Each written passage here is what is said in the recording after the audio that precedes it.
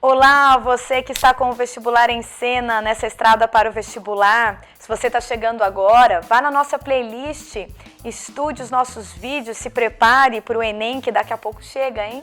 E todos os outros grandes vestibulares.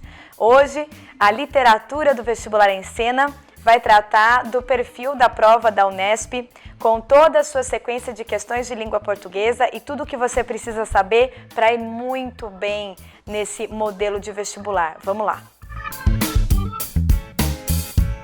A Unesp apresenta uma estrutura bastante estável, previsível e é uma prova muito boa de se fazer. Inclusive, a numeração das questões é sempre a mesma para as disciplinas. Por exemplo, a língua portuguesa está logo no início, são as 20 primeiras questões. A Unesp apresenta vestibular de meio de ano e de fim de ano, sendo que no meio do ano só para alguns cursos. A prova da Unesp tem um nível muito bom. Para quem fez os 3 anos do ensino médio de forma dedicada, é possível entrar direto do terceiro ano.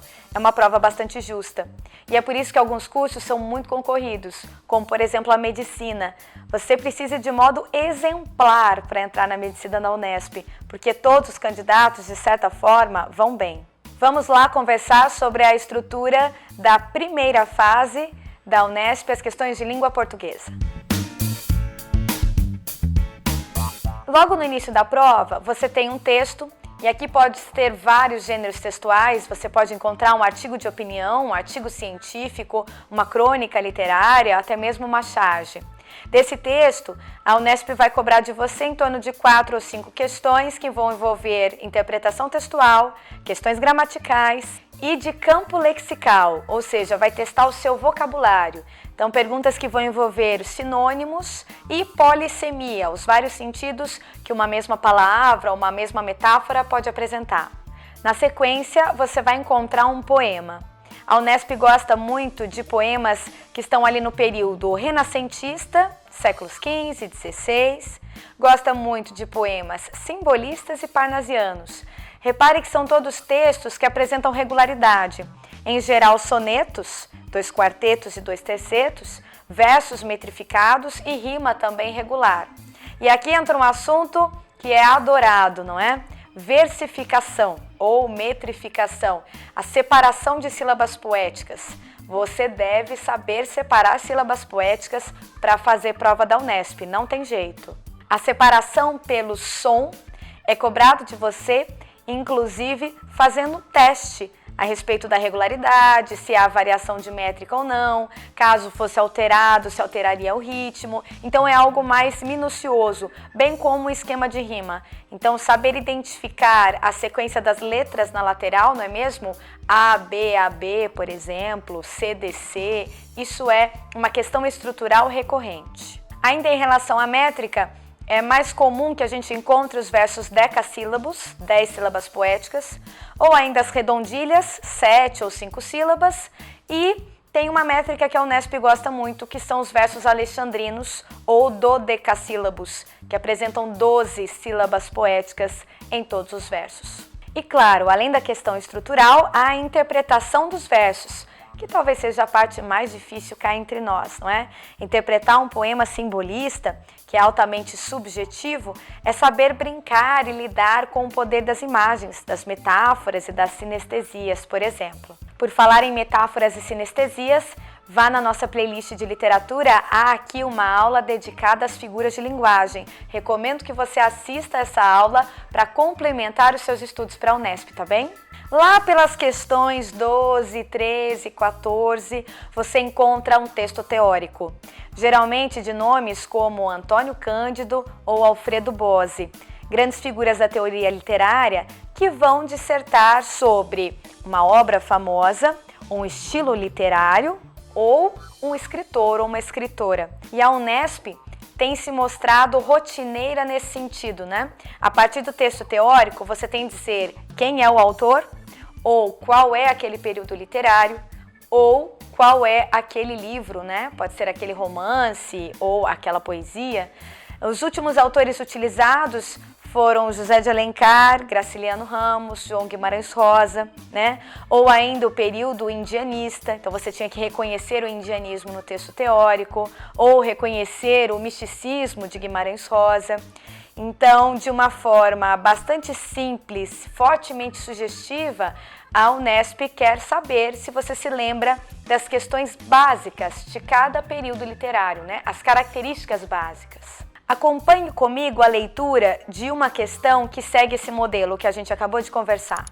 Duas fortes motivações converteram-se em molas de composição desta obra. A. Por um lado, o desejo de contar e cantar episódios em torno de uma figura lendária que trazia em si os atributos do herói, entendido no senso mais lato possível de um ser entre humano e mítico, que desempenha certos papéis, vai em busca de um bem essencial, arrosta perigos, sofre mudanças extraordinárias, enfim, vence ou malogra. B.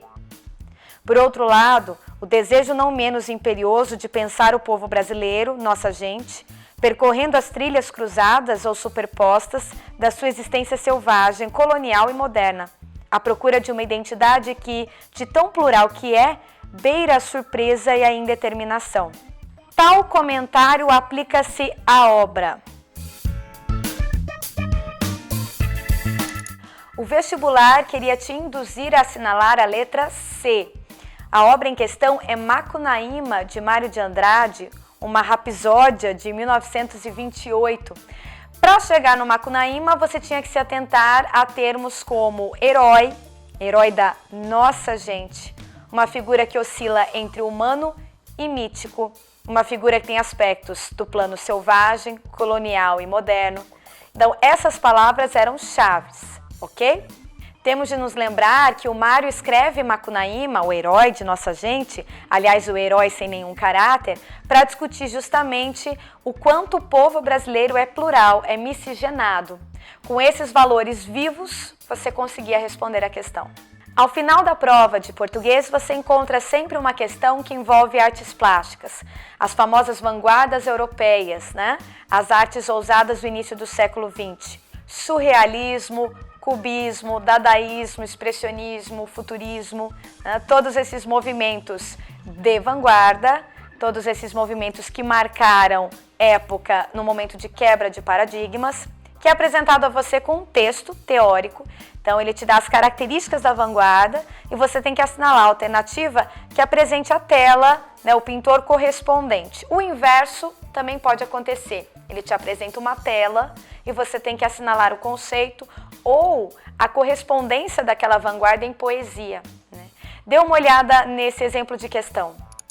A partir do início do século XX, na França, alguns artistas vão subverter a concepção que se tinha da pintura.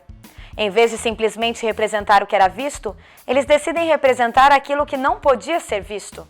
Os rostos de perfil têm dois olhos, a natureza se decompõe em formas geométricas, a realidade se revela em todas as suas facetas, como um cubo achatado. Uma obra representativa da estética a qual o texto se refere está reproduzida em... A Unesp se preocupou em colocar, dentre as 5 alternativas, telas cubistas, surrealistas, artes também bastante modernas, contemporâneas, Henri Matisse, Salvador Dalí, mas você tinha que se apegar a termos como formas geométricas, né? Quando um texto teórico apela para a geometrização da arte, você tem logo de pensar no cubismo. Então, a letra C, veja só a imagem. A letra C apresentava uma tela de Pablo Picasso, mulher sentada. Repare que seus olhos são assimétricos, essa é uma marca registrada do Picasso, e toda a composição do seu corpo, junto do fundo da tela, nos remetem a quebras que envolvem traços fortes e precisos da geometrização. A segunda fase da Unesp repete os conteúdos essenciais a serem cobrados. Aqui são 8 questões discursivas de língua portuguesa e a estrutura é parecida no seguinte sentido, né? Explora gêneros textuais variados. A Unesp já chegou a cobrar aqui sinopse, né, de filmes para você fazer a interpretação do texto, relacionar com a sociedade. Então aqui você vai encontrar, por exemplo, história em quadrinho e charge. questões que misturem texto verbal e não verbal, né? Então, o texto 1 verbal e o texto 2 com uma imagem. E aí, eles vão nadar de braçada na interpretação de texto. A gramática fica em segundo plano, ela aparece, mas em segundo plano. A variação linguística, o léxico, de novo, vai explorar o seu vocabulário. E a literatura, com a interpretação de poema, por exemplo. Carlos Drummond de Andrade é uma figura que se repete na segunda fase da Unesp. A dica preciosa que o Vestibular em Cena tem para dar a você é ler, né? Você precisa ler bastante. Revistas, artigos, ler muita história em quadrinho. Acompanhe nas redes sociais os grandes quadrinistas do momento, não só do momento, né? Tem uns que vêm lá de trás.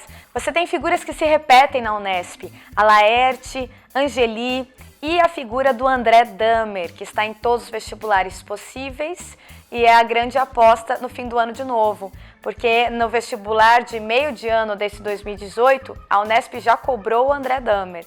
Então, ele é um cara muito bem cotado, inclusive para a sua prova do Enem. Espero que vocês tenham aproveitado essas dicas valiosas, essas dicas, na verdade, muito precisas. Fizemos aqui um guia para vocês da prova de português da Unesp. Mande bem, se concentre nessa reta final e conte conosco. Compartilhe os vídeos, assista a nossa playlist e se inscreva. Tchau, tchau!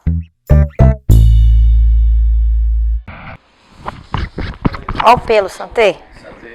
Alô? Essa é a sua aula de literatura do Vestibular em Cena. Pode começar, né? E de sentar. Nossa, eu cometi o mesmo erro. Parou agora. Agora é sério. Agora é um negócio sério que vai começar. Dai-me paciência, Senhor.